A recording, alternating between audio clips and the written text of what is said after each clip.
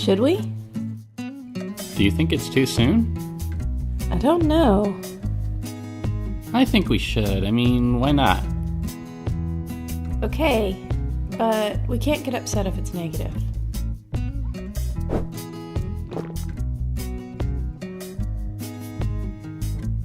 Alicia and I had been trying to get pregnant for a few months with no luck. It was becoming clear that events of this nature rarely happen according to a set plan. We reminded ourselves that things take time. The doctor said a year or more was common.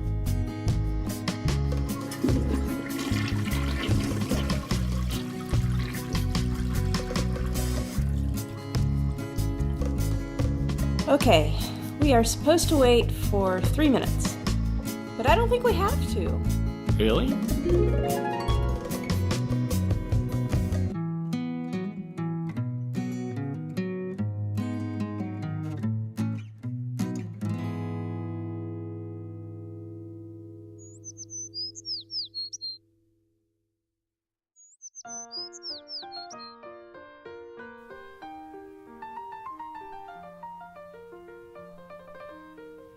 You're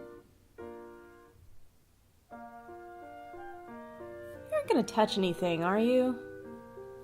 No. Our first appointment went as expected, and we got to see our little blob for the first time. The doctor had an interesting observation. You don't have a history of twins in your family, do you? It looks like you tried to ovulate from both ovaries, but I only see one baby. Despite the shock the doctor gave us, the first appointment went well. Our pregnancy was now officially confirmed, and although we didn't hear a heartbeat or see much more than a grayish mass, we were ecstatic. Alicia was so happy she wasn't even upset for the first of many blood withdrawals.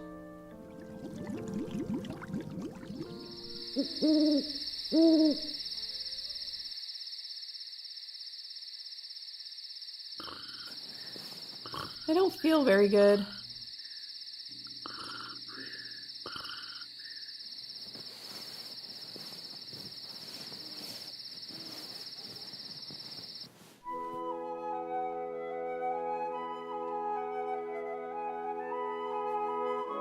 Morning sickness is, in my opinion, one of the worst named side effects in the history of modern medicine. It should be called forever sickness. What started off as a general queasy feeling, I don't feel too well, turned into something much worse.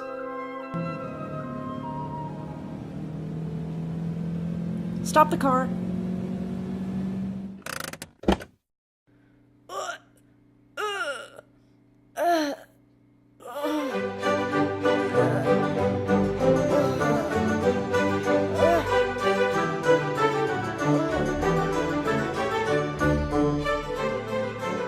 Why are you doing this to me? I'm just driving. Well, you can choose less bumpy roads.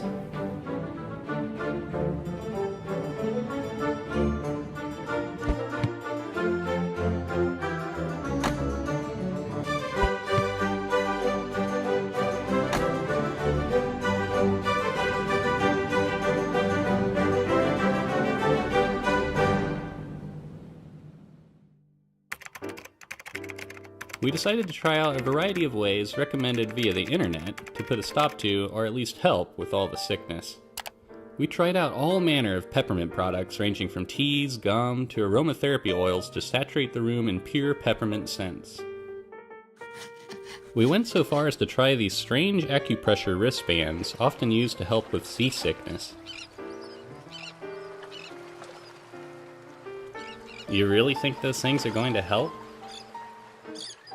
Trust me, you would try them too if you felt like this.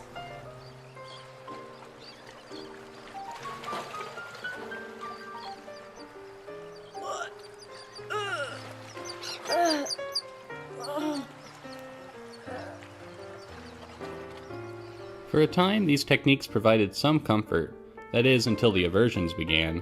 Alicia soon discovered the mere hint of anything peppermint related would send her into an instantaneous vomit. All mint foods and scents were banned from the house. What's in your mouth? Nothing.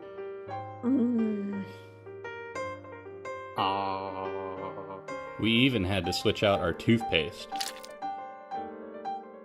In the end, the only thing that really helped with morning sickness was drinking plenty of fluids and snacking on small amounts of food all throughout the day and night. Along with the sickness, other pregnancy side effects began to crop up. As the days went by, Alicia became increasingly emotional. Look at this card, it's so sweet. Are you watching babies again? Yeah. I'm going to head to the grocery store. Okay.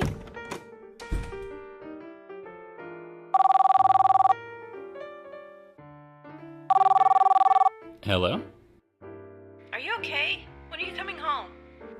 I've only been gone 20 minutes, sweetheart. I'll be home soon. I'm home! I was worried something terrible had happened to you.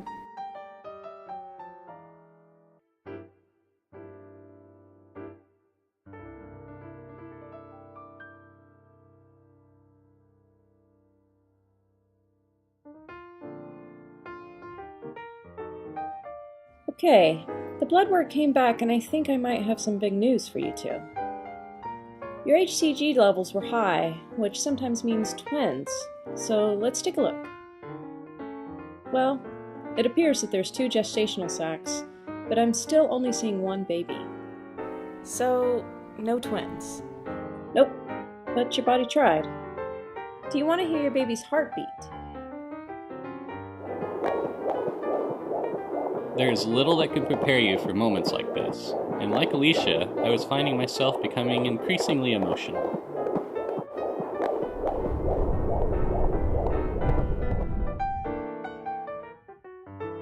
Should we? Yeah, I feel comfortable with this. Me too. Okay, here it goes.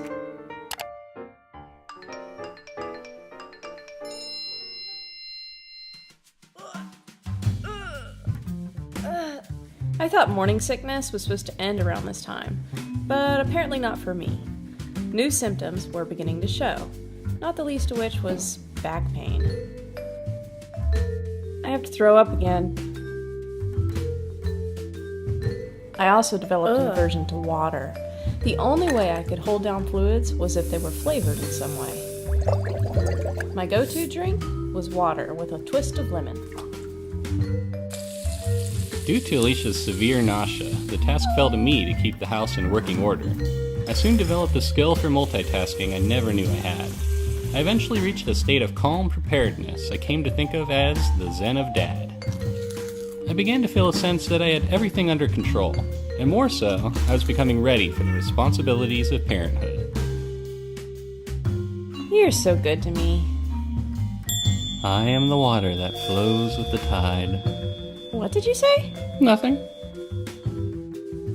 About 2 weeks into the second trimester, my morning sickness began to go away. I had resolved myself to the possibility of never feeling good again, and this newfound vitality allowed me to enjoy my pregnancy physically as well as emotionally. We were getting close to the halfway mark, and the fast approaching anatomy scan where we would finally be able to tell the sex. Anxious to find out, we took to the internet to try out some old wives' tales. The first test involved urinating on baking soda. If it fizzed, it signaled a boy, and no fizz meant a girl. Ours didn't fizz. Next was the acne test. If a woman has acne, it's a girl. If not, then a boy. 1 point for boy. The key test supposes if a pregnant woman is offered a key and grabs it from the narrow end, she's having a girl. I grabbed narrow. The Mayan gender test has the mother's age at conception added to the year of conception. Even means girl, odd is a boy. If your baby has a heartbeat of 140 or above, it's a girl. 1 more point for girl. The extreme morning sickness test says if you haven't passed the first trimester, it's a girl. I don't think I have to tell you how that one turned out. Here's an odd one. If you hang a ring from a string and it swings in a circle, you're having a boy. If it swings back and forth, then it's a girl. Ours swung back and forth. Finally, there's the go-to test involving how you carry. If you carry high, it's a girl, and low, it's a boy. In the end, We scored 2 for boy and 5 for girl. At 13 weeks, we went in for our third ultrasound scan in order to run a few standard tests on the baby. We were told it would be too early to get a definitive answer on what the sex would be, but asked the doctor to give a guess. She guessed girl. We were told not to get too excited, as it was still a little early. At around 15 weeks, our little girl was the size of an orange, according to the baby fruit chart. We were very excited and started thinking Alicia was beginning to show.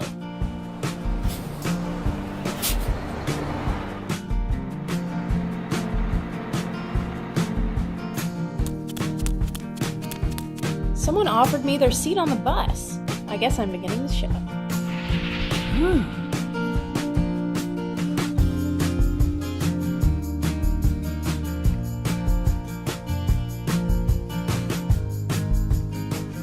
When you're going through something this life-changing, the world around you changes too. We began noticing pregnant women everywhere. Your ears perk up at the mere mention of babies. It was exciting to feel part of a club of moms, as people around me began noticing my belly. Around this time, Eric and I began feeling the nesting impulses kicking in. Shopping at baby stores became a weekly affair. The world of child rearing has become surprisingly high-tech. We saw children's toys that require smartphones, strollers that can tell you how long you've walked and give you weather updates along the way, baby monitors that send video via Wi-Fi, not to mention the mesmerizing swings that hypnotize every passerby. I was drawn to the children's books as fond memories started rushing back to me. The realization came to me that I was about to be able to introduce someone else to all these fantastic stories. On the other end of the store, Alicia was having similar feelings. Look at this one! Cute! So cute! Cute! We flew home with all our new baby stuff, and each week more was collected. Our bedroom was transforming into the baby's room as we selected swatches of color and began to decorate. This was when I went through the rite of passage all fathers-to-be are subjected to, putting together the furniture. Why would they do this to me? Why? Why?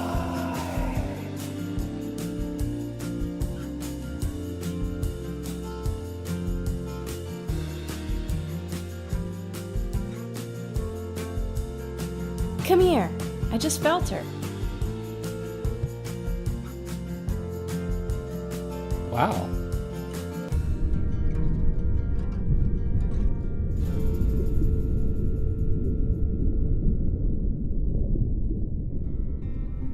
We had told everyone we knew our baby would be a girl, and were quite sure of it of ourselves. But we couldn't help but feel a slight bit of apprehension as we waited for the ultrasound technician to give us a definite answer. It's a girl. In a few weeks, I was scheduled to spend a month in the Australian outback as part of fieldwork required for my dissertation. I needed to get approval from my doctor in order to convince the university I was fit for travel. She agreed. If I am careful and smart, I should be fine. I bought my tickets that week. It was hard to know Alicia would be on the other side of the world and pregnant without me. Nevertheless, we knew well ahead of time that this trip was a possibility, so I had to come to terms with it. Promise me you won't carry anything heavy. And don't overexert yourself. If you need to take a break, let someone know. Also, stay hydrated. I love you. I love you too. In order to save money on my flights, I ended up flying out of a small airport in Victoria, Texas to the Houston airport. The Hopper flight was in a super tiny airplane, and the turbulence had me holding my seat and my lunch. The hour-long flight felt like an eternity, and I vowed I would never put myself through it again. The rest of the flights were long, but uneventful, and I arrived safely in Perth, Australia. After my colleagues and I got over our jet lag, we set off to the wilderness of Western Australia to study lizards. My field of research requires samples from these remote locations, so the convenience and luxuries of modern living were replaced with true primitive camping. My cozy bed turned into a small air mat which sprung a leak the first night. Air conditioning made way for dry heat and flies, and the toilet was replaced with a small shovel. Along the way, there were flat tires, bugs, and sharp foliage, but also quite a bit of natural beauty.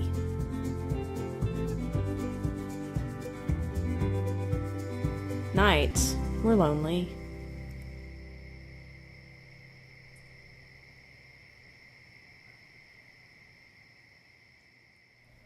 On my side of the world, my imagination ran wild with images of Alicia's adventures in the outback. Occasionally, Alicia was within cell phone range and could text with me. These brief conversations helped ease my mind and made the time go by just a little bit quicker.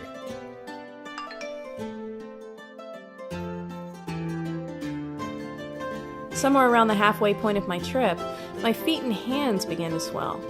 One day I looked down at my feet and barely recognized them, they were so big. Work was going very well, though, and the daily tasks kept me busy. After a month of camping, it was great to return to Perth. I felt like a real person again, and laid down in a nice bed. It was then I noticed it was getting harder to see my toes.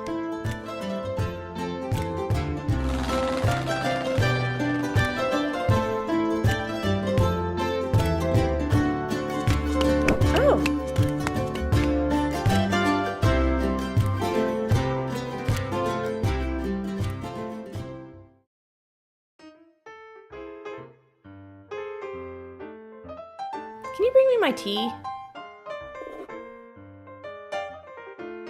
Oh, my bladder. Help me up.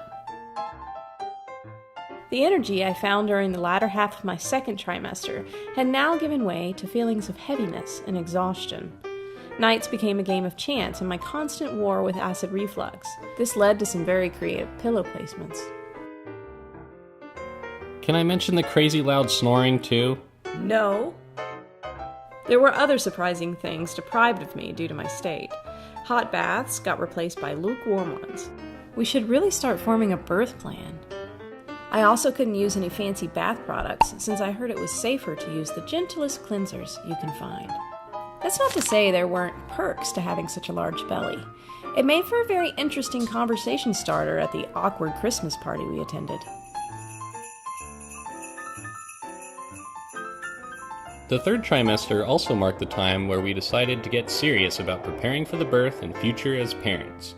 The time had come for the classes.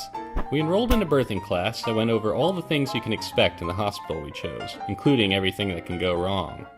The class also devoted time to breathing exercises.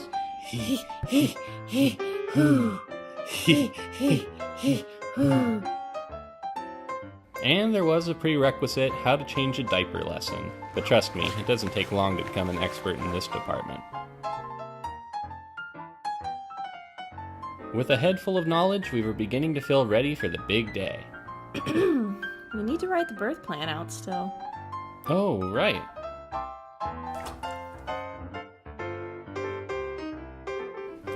As the days moved closer and closer on our countdown calendar, I began to feel increasingly anxious. I was ready to get this thing going as my level of discomfort grew with itchy stretch marks, acid reflux, and an obviously giant belly. Hey, you look like you're ready to pop. Yeah, I know, right? I'm as big as a freaking whale. Yeah, I was ready. Our hospital bag was packed with all the essentials, our car seat was ready to go, the nursery was ridiculously close to being complete. Now all we had to do was wait. And write out our birth plan. Remember? We were days from the expected due date, and I was trying everything I could to get things moving along. Don't worry, it'll happen soon. Any day now, I suspect. Yeah, I know.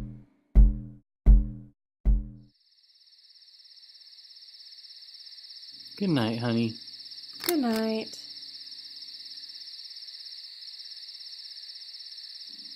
Eric. Eric. Yeah, sweetheart? I think my water just broke.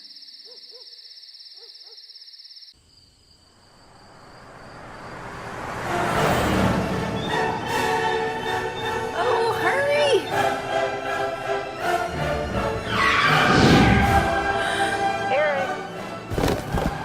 Eric! Eric! Oh, sorry, sugar. I must have dozed off again. Well, I really think my water broke. Should we go to the hospital? Are you having contractions? No, I don't think so. I think we're supposed to wait till contractions start. We should probably rest, too. We're gonna need all the energy we can get. Yeah, I think you're right. Well, I'm gonna go ahead and pack the car anyways, in case we have to make a mad dash for the hospital. You sound excited. After packing the car, Eric went straight back to sleep. I, however, couldn't help but stay up a little while longer, trying to feel for any signs that the time had really come. I thought my water had broken, but it wasn't dramatic like in the movies. To put it bluntly, it was either a leak from a punctured sac, or I kept peeing myself a little, which is something a pregnant woman unfortunately has to deal with occasionally.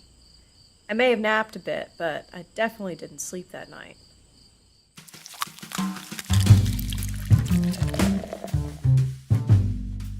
Anything? I really can't tell. I think we should head into the hospital so they can check and see if my water really is broken. I don't think we should risk the possibility of my bacteria seeping through the ruptured membrane and mixing with the amniotic fluid. Alright, let's do this. As we locked the door, the thought occurred to us that our lives as a duo were about to end. The time had come to say a fond farewell and step into a new adventure together. Should I grab the stuff? Not yet. They may send us right home.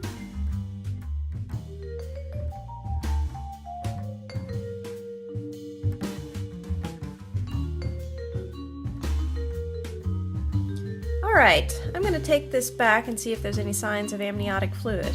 I'll be right back.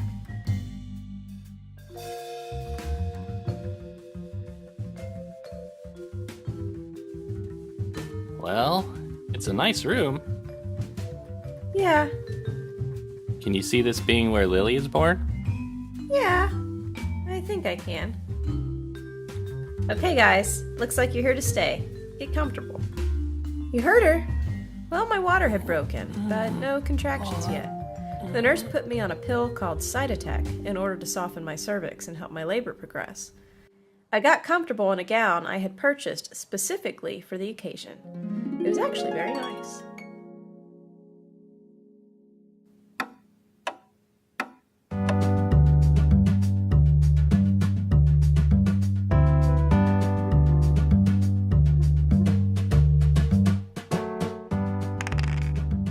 It was 5 p.m. and still nothing.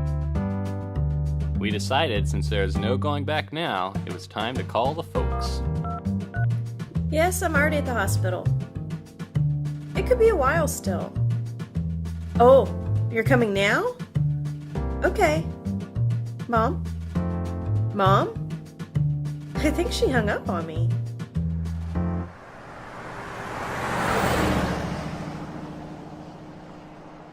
How do you feel? I think it's starting. Oh. Our plan was to keep the birth as natural as possible. This meant no pain medication, and definitely no epidural. The thought of a needle in my back didn't seem at all appealing. Alicia's belly was being monitored constantly via a strap-on piece of equipment. We now had up-to-the-second status updates on Lily's heartbeat. We were getting to know pretty much everybody who worked in the hospital as shift changes rotated every nurse on staff through our room.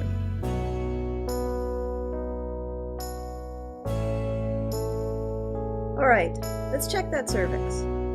After several hours of increasingly intense contractions, I thought for sure we were on the right track. Well, unfortunately, you're still only of 1 centimeter dilation. I'm going to recommend Pitocin to help your body along. Let's do it. This is when things started to get rather intense. Oh. I feel like someone's taking an axe to my back. Should you try your breathing exercises? He, oh. He. Oh. I quickly discovered the best way to help Alicia cope with her pain was to shut up and be an object for her to hold on to, like a stone. I also started noticing a strange quirk she used to help her with the pain. She fidgeted with her fingers as if she was counting. Besides her fingers moving in the occasional but small exclamation, Oh. Alicia was surprisingly silent. Alicia, I think your mom is outside the room. Do you want me to let her in? No visitors. I can't let them see me like this.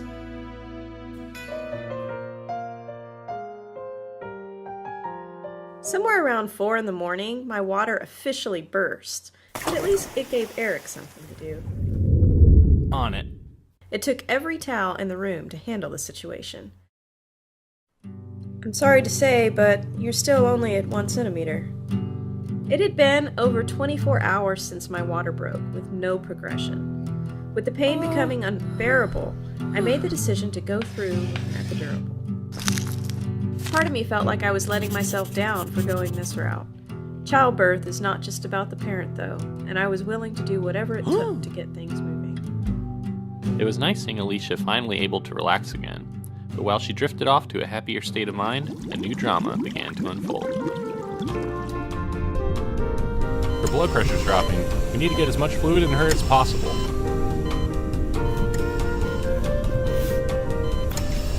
She's shaking. Should she be shaking? It's a common reaction to the epidural. Try not to worry.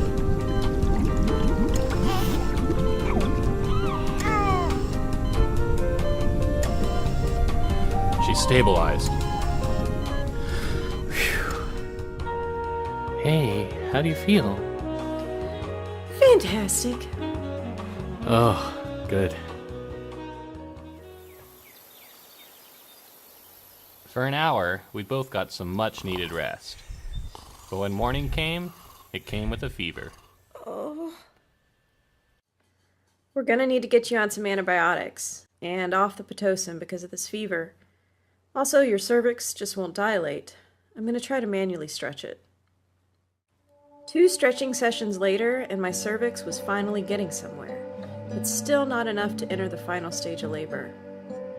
It had now been over 36 hours since my water had broken, and my contractions were slowing down instead of ramping up.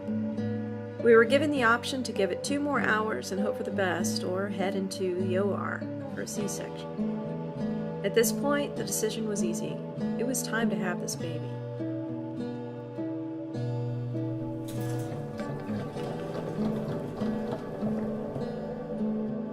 We have to take her into prep now. Someone will come get you shortly. I'll be there soon, sweetheart. The next 15 minutes were some of the longest I've ever experienced. I spent some of it updating anxious family members.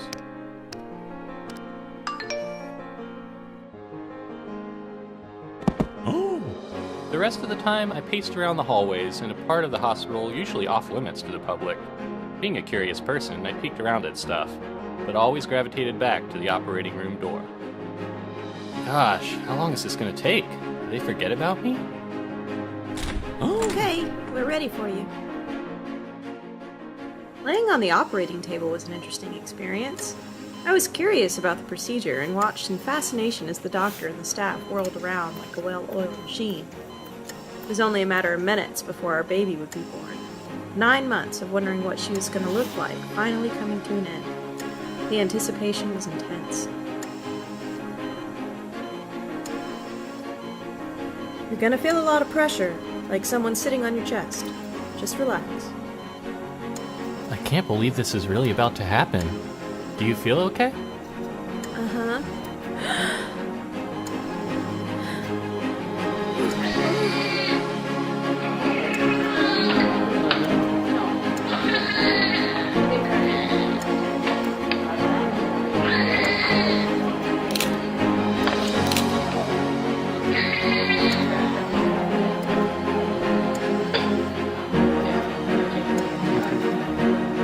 She's perfect.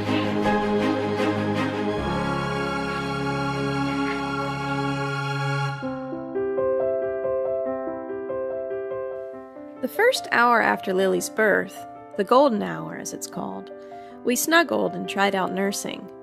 Given the dramatic events of the birth, however, Lily had to be taken away for 4 hours into the NICU. Eric went with her while I attempted to rest from my surgery. The 4 hours flew by in what felt like minutes as several nurses swarmed around doing all manner of tests. Lily also had her first bath, which I gotta say, she didn't seem to enjoy. I watched as she transformed in color and demeanor into a crazy lobster baby. Meanwhile, I was going through the beginnings of a rough recovery. Anxious family members were gathered around, awaiting Lily's return as I tried, unsuccessfully, to keep from throwing up. Before we knew it, Lily and I were able to head back down to Alicia. The recovery room they set us up in was super nice. It almost felt like a hotel. Almost.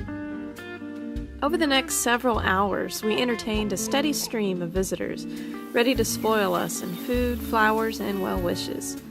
When the dust settled, we both took some much-needed rest. Well, sort of. Lily came to this world with her own sleep schedule, and it didn't necessarily mesh with ours. Because Alicia wasn't allowed to hold Lily unsupervised due to her medication, I took the first night shift and stayed up cuddling and watching samurai films with my daughter.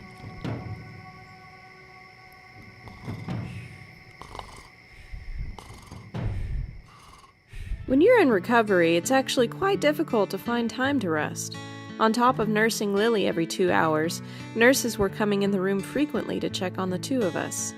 Recovering from a C-section is rough business. I developed something called postpartum puffs, which is a cute name for an incredibly itchy belly. 36 hours after my epidural, it was finally time to try to stand on my own. As I got out of bed, I felt like I was going to fall through the floor. Over the next few days, I slowly tried to get used to walking around again. Heading to the restroom was a highly uncomfortable endeavor for a number of reasons. All things aside, it was nice to have this extended time in the hospital. Before we knew it, our bags were packed and I was downstairs making sure the car seat was properly installed. Less than an hour later, we were driving off into the sunrise and headed into the next big adventure of our lives, the so-called 4th trimester.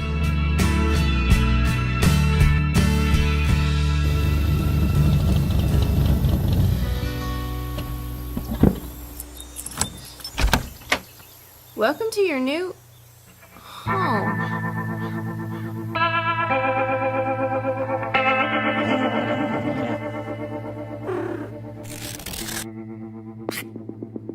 Oh, right.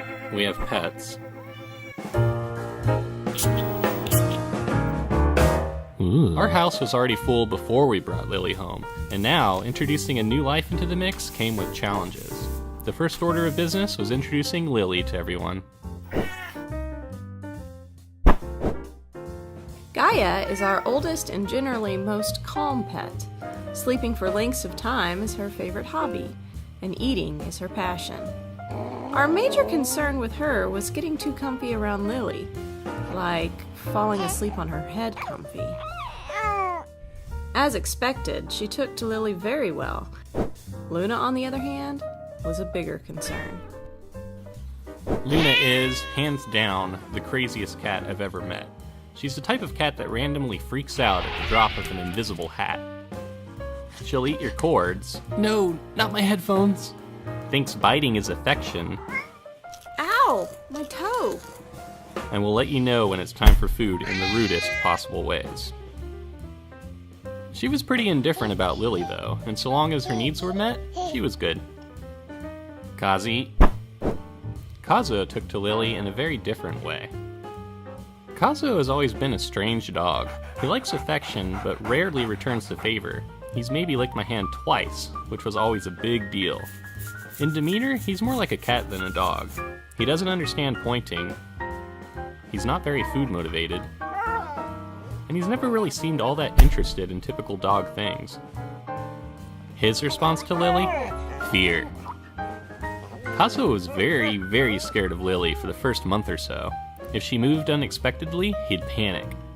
In time, she would become his beacon of hope by introducing him to floor food and igniting that dormant part of his dog brain that loves all things edible. Well, I think they're going to be cool with her. Yeah. With introductions out of the way, we began to settle into life at home with a newborn. We were starting to get to know Lily more intimately, and it was completely fascinating. Little aspects of her personality were starting to take shape, and we were in love. We would soon discover that Lily's love was a bit, shall I say, demanding.